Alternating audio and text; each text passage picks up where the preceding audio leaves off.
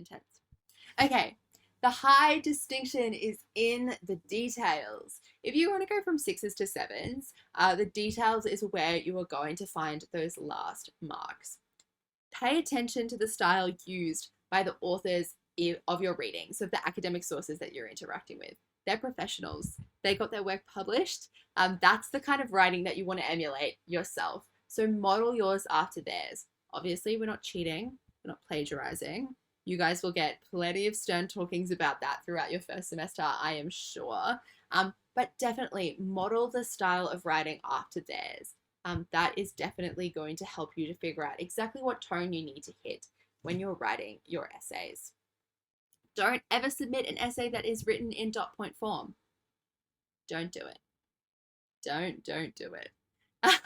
It's not something that lecturers are ever super keen to see unless they specifically allow you to do it for whatever reason, or a particular section of the piece you're allowed to do in dot point form. Unless you are told exactly that you're allowed to, don't do it. Make sure you use active voice. It cuts down your words, word count. It also allows you to be a lot clearer in what you're saying. So that's very important.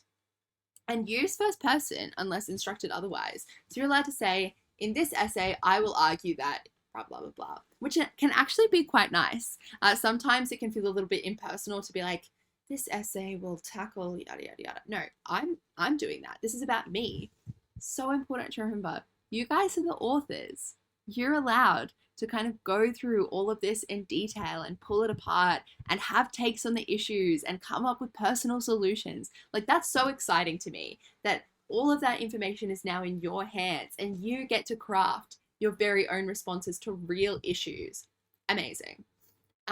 You should only use a direct quotation when the author's exact words are crucial to the argument. Otherwise, paraphrase in your own words.